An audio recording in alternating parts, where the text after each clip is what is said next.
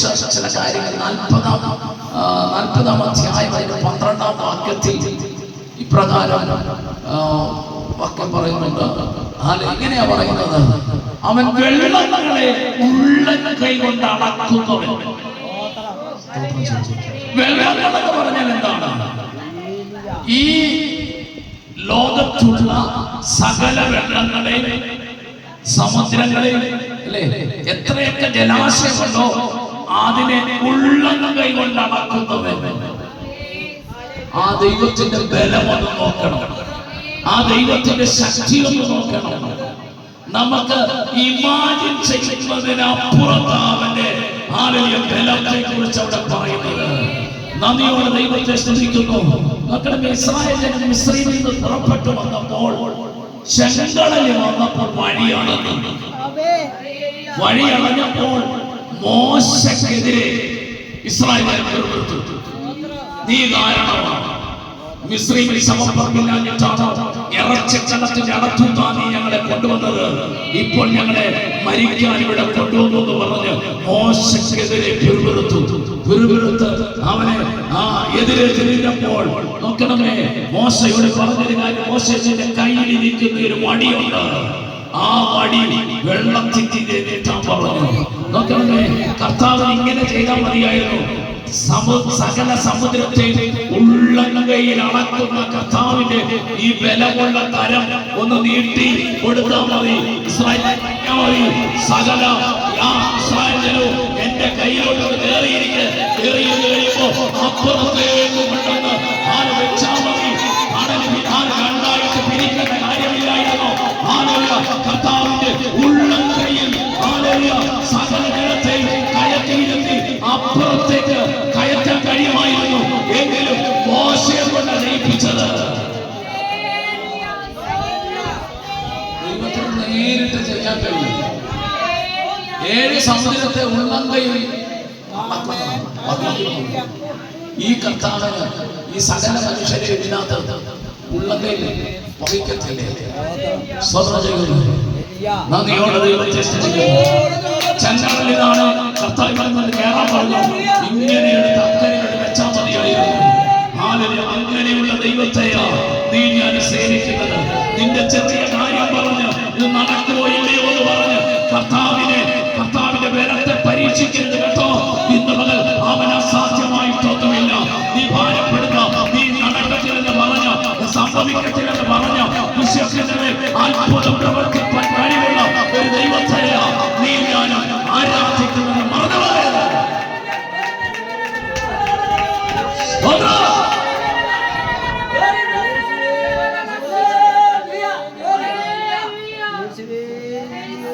ശാന്തമാ പറഞ്ഞ വീടൊക്കെ എല്ലാം പൊളിച്ചു പോകുന്നു. ഞാൻ പറഞ്ഞ ഭാരം പൊളിക്കട്ടെ, പൊളിച്ചിട്ട് വേറെ പണിയാണ്. എല്ലാം ഓക്കെ ആയി കിടക്കുന്നതാണ് ഞാൻ പറഞ്ഞത്. ഓക്കെ ആയെന്നാണ് പറഞ്ഞത്. കർത്താവിനൊന്നും അസാധ്യമായിട്ടില്ല.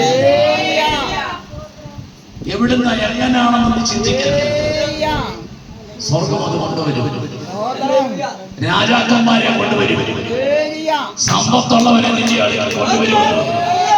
ഇന്ന് പകൽ നീ വിശ്വസിക്കാൻ ഭവനമില്ലാതെ ഭാരപ്പെടുന്നവരുണ്ട്. യഹോവയുടെ ബലത്തിന്റെ മഹത്വം നീ അറിയാൻ പോകുക. ഈ 2027 ചില അത്ഭുതം കാണാൻ പോകുക.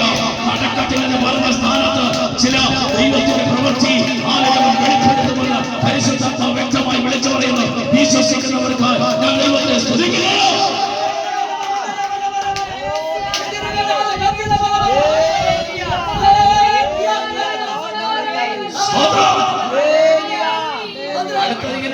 വെള്ളങ്ങളെ ഉള്ളംകൈയിൽ അളക്കുന്നത്. ആകാശത്തെ ഞാനുകൊണ്ട് പരിമാണമെടുക്കുന്നവൻ. എവിടെയൊക്കെ ആകാശമുണ്ടോ ആകാശത്തിന്റെ ഒരറ്റത്ത് നിന്നും മറ്റേ അറ്റത്ത് വരെ അളവെടുക്കുന്നവൻ, പരിമാണമെടുക്കുന്നവൻ. ഒരു കൈ ലോകത്തിന്റെ ഇങ്ങേയറ്റത്തും ഒരു കൈ ലോകത്തിന്റെ അങ്ങേയറ്റത്തും. എവിടൊക്കെ ഇതിന് പരിധിയുണ്ടോ അവിടൊക്കെ പ്രവർത്തിക്കുവാൻ കഴിയുന്ന ഒരു ദൈവത്തെയാണ് നീ ആരാധിക്കുന്നത്. നിനക്കെതിരെ വരുന്നത് നന്ദിയോടെ ദൈവത്തെ സ്തുതിക്കുന്നു. ദേശത്തെ വാഴ്ചകളും അധികാരങ്ങളും അവർക്ക് നിന്നോടൊന്നും ചെയ്യാൻ പറ്റത്തില്ല.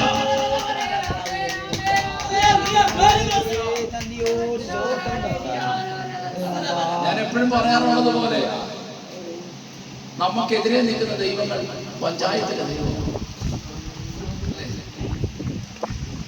ഈ പഞ്ചായത്ത് ആ ദൈവത്തിന്റെ പേരറിയത്തില്ല. അവരെയൊക്കെ നേർച്ച കൊണ്ടുണ്ടാക്കി നമ്മൾ ആരാധന ദൈവമെന്നോ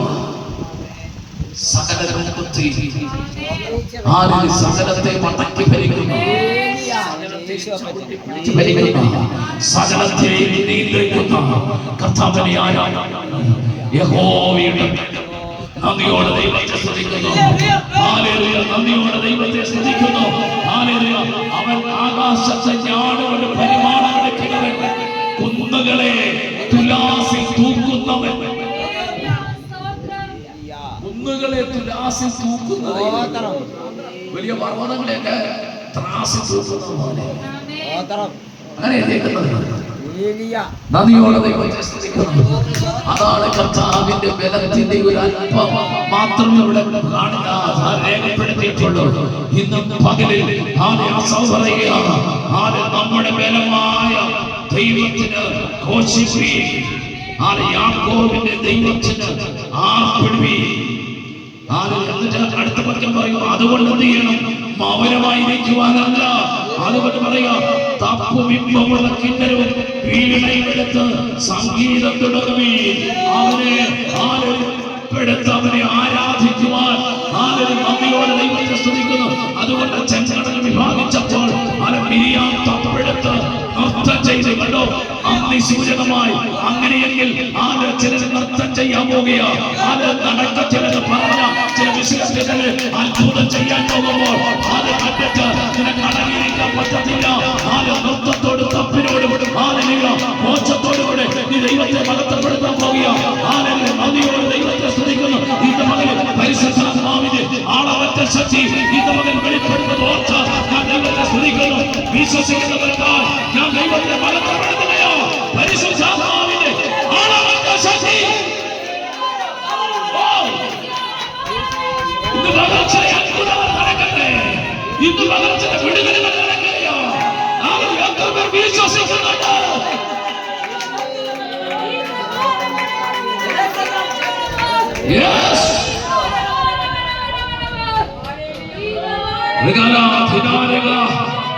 നന്ദിയോടെ ദൈവത്തെ സ്തുതിക്കുന്നു.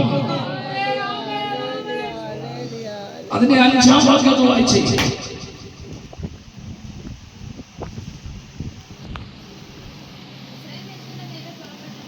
മിസ്രയീം ദേശത്തിന് നേരെ പുറപ്പെട്ടപ്പോൾ യോസേഫിനെ സാക്ഷ്യമായി നിയമിച്ചു. അവന് ഞാൻ അറിയാത്ത ഒരു ഭാഷ മിസ്രയീമിലേക്ക് യോസേഫിനെ അയച്ചത് ദൈവത്തിന്റെ സാക്ഷ്യമായി. മിസ്രയീമിന്റെ അനുഭവത്തിന്റെ ജീവിതത്തിൽ കടന്നു വരുന്നു. അതൊരു സാക്ഷ്യത്തിനാണ്.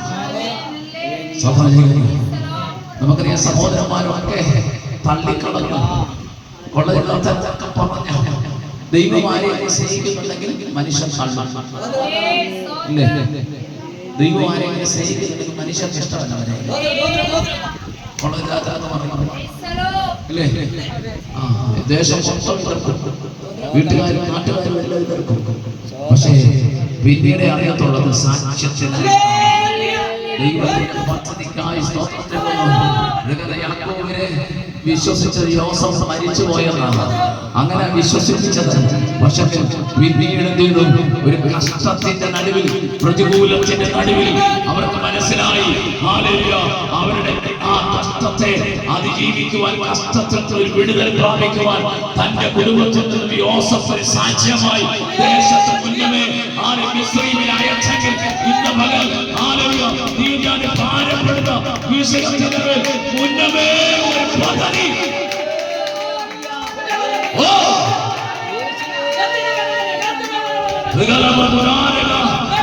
നന്ദിയോടെ ദൈവത്തെ സ്തുതിക്കുന്നു. അടുത്ത അതിന്റെ 9-ാം വാക്യം എങ്ങനെയാ പറയുന്നത്? അന്യദൈവം നിനക്ക് ഉണ്ടാകരുത്. യാതൊരു അന്യ ദൈവത്തെ നമസ്കരിക്കരുത്. അന്യ ദൈവത്തെ നിനക്കുണ്ടാകരുത്. യാതൊരു അന്യ ദൈവത്തെ നമസ്കരിക്കരുത്. നന്ദിയോടെ ദൈവത്തെ സ്തുതിക്കുന്നു. ഒറ്റ ദൈവമേ ഉള്ളൂ, നമ്മുടെ ദൈവം. പിതാവ് പരിശുദ്ധാത്മാവ് ത്രിയേക ദൈവം. പിതാവ് തന്നെ പുത്രൻ, പുത്രൻ തന്നെ പരിശുദ്ധാത്മാവ്. അല്ലേ? സ്തോത്രം ചെയ്യുന്നു. ഹല്ലേലൂയ. അതാ യേശു പറഞ്ഞത്, എന്നെ കണ്ടവൻ പിതാവിനെ കണ്ടു. അല്ലേ? സ്തോത്രം. സകലത്തെ സൃഷ്ടിച്ചതാരാ? ദൈവമാണ്. പിതാവാണ്, പുത്രൻ പരിശുദ്ധാത്മാവ്.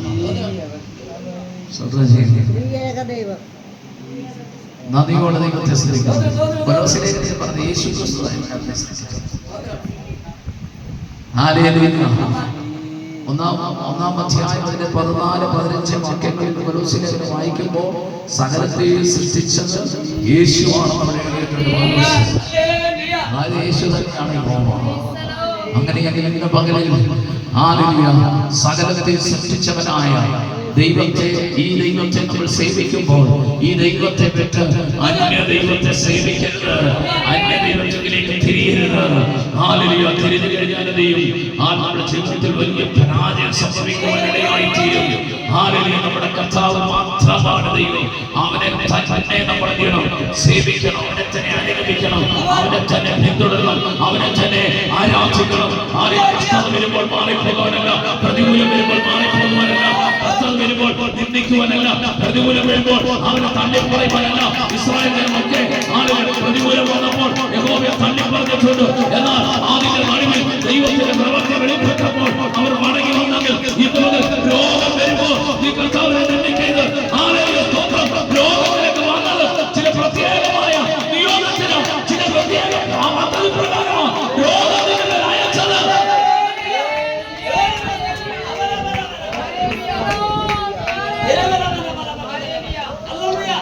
യോബിന് രോഗം വന്നപ്പോ അല്ലേ, ഒരു കുറവും യോബിന് പറയാനില്ല. സ്തോത്രം. നമുക്കറിയാം, ചാരത്തിലിരുന്ന് ഒട്ട് കഷ്ടപ്പെട്ട് ചോദിക്കൊണ്ടിരിക്കുക. ഭാര്യ പറഞ്ഞു, നീ അവനെ തള്ളിപ്പറഞ്ഞിട്ട് മരിക്കാൻ. അപ്പൊ നമ്മുടെ യോബിന്റെ ഭാര്യയെ കുറ്റപ്പെടുത്തും. പക്ഷെ യോബ് പറഞ്ഞ ദൈവനാമം ദുഷിക്കാതെ മരിക്കാനാണ്. നീ ഇങ്ങനെ രോഗിയായിട്ട് ഇങ്ങനെ ഇരിക്കാതെ നീ എന്ത് ചെയ്യണം? ദൈവനാമത്തെ ദുഷിപ്പിക്കാതെ എന്ത് ചെയ്യണം? മരിക്കാൻ വ്യവസ്ഥയില്ല, സ്വയം മരിക്കാൻ വ്യവസ്ഥയില്ല. ദൈവം തന്ന ജീവനെ ദൈവം എടുക്കണം, അല്ലാതെ നമുക്ക് മരിക്കാൻ പറ്റത്തില്ല. നന്ദിയോടെ ദൈവത്തെ അതോടും യോബിന്റെ കഷ്ടത്തിൽ അങ്ങനെയെങ്കിൽ നോക്കണം. എന്നിട്ടും യോബ് കഷ്ടത്തിലും ഈ പ്രതികൂലത്തിലും യോബ് തന്റെ ദൈവത്തെ തള്ളിപ്പറഞ്ഞില്ല. അവൻ പറഞ്ഞ കാര്യം അവൻ തന്നു, അവരെടുത്തു. അവന്റെ നാമം മഹത്വപ്പെടട്ടെ. സ്തോത്രം ചെയ്യുന്നു. പിന്നെ യോബിനെ സൗഖ്യമാക്കി ഇരട്ടി നന്മകളെ കൊണ്ട് അനുഗ്രഹിച്ചെങ്കിൽ ഇന്ന് പകൽ പ്രതികൂലത്തിന്റെ ജീവിതത്തിൽ വരട്ടെ, പ്രതിസന്ധിയുടെ ജീവിതത്തിൽ വരട്ടെ. അത് ദൈവത്തിന്റെ പദ്ധതിക്ക് വേണ്ടിയിട്ടാണ്. അതുകൊണ്ട് ഗുരുവിറക്കരുത്, ആരും ദൈവത്തെ തള്ളിപ്പറയരുത്, അന്യ ദൈവത്തെ സേവിക്കരുത്. ഇന്ന് പകലിൽ നന്ദിയോട് ദൈവത്തെ സ്തുതിക്കുന്നു. ഇന്ന് പകൽ ദൈവത്തിന്റെ കരം അവിടുന്ന് വെളിപ്പെടുന്ന വലിയ കൃപയ്ക്കായി ഞങ്ങൾ അങ്ങനെ സ്തുതിക്കുകയും മഹത്വപ്പെടുത്തുകയും ചെയ്യുകയാണ്.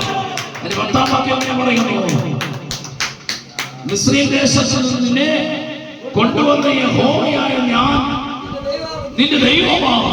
എന്നിട്ട് പറയാ, നിന്റെ വായെ വിസ്താരത്തിൽ തുറക്കാം, ഞാൻ അതിനെ നിറയ്ക്കാം. നിന്റെ മിസ്രയീമിന്റെ കാരാഗ്രഹത്തിൽ നിന്ന് കൊണ്ടുവന്നത് മറ്റ് ദൈവങ്ങളല്ലെന്ന്. അമോര്യരുടെ ദൈവമല്ല, മറ്റ് ദൈവങ്ങളല്ല, പക്ഷെ ഞാനാണ് കൊണ്ടുവന്നത്. അതുകൊണ്ട് നിന്റെ വായ വിസ്താരത്തിൽ തുറക്കാം, ഞാൻ അതിനെ നിറയ്ക്കാം. ഇന്ന് പകൽ ദൈവത്തിന്റെ ആലോചനയ്ക്ക് വേണ്ടി നിന്റെ ആദരം തുറക്കുന്നുവെങ്കിൽ ആദരത്തെ ആലോചന കൊണ്ട് നിറയ്ക്കാൻ പോകുക. അഭിഷേകം കൊണ്ട് നിറയ്ക്കാൻ പോകുക. സകല പ്രതികൂലത്തെ തരണം ചെയ്യുന്ന, സകല പ്രതിസന്ധിയെ തരണം ചെയ്യുവാൻ കഴിയുന്ന ഒരു അത്യാശക്തി ഇന്ന് പകൽ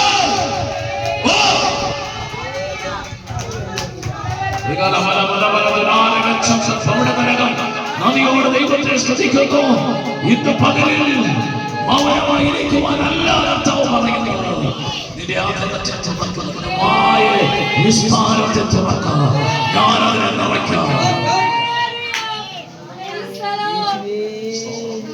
ദൈവം അനുഗ്രഹം ചെയ്യാനായിട്ട് തരാൻ വേണ്ടി വരുമ്പോൾ വായടച്ചിരിക്കും. അതുകൊണ്ടാണ് പറഞ്ഞത് എപ്പോഴാ ദൈവം വായി നിറയ്ക്കുന്നത്.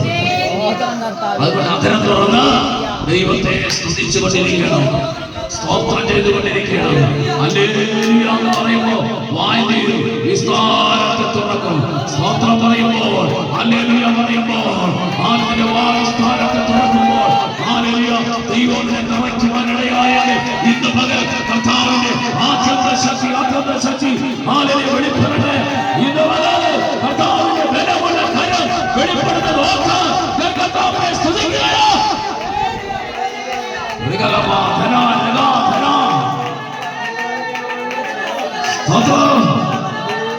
നന്ദിയോടെ കർത്താവിനെ സ്തുതിക്കുന്നു. ഹല്ലേലൂയ. വിരാമം കുറിക്കുന്നു. അനുഗ്രഹിക്കട്ടെ എന്ന് പറഞ്ഞുകൊണ്ട് ദിവസം ഇരിക്കുന്നു.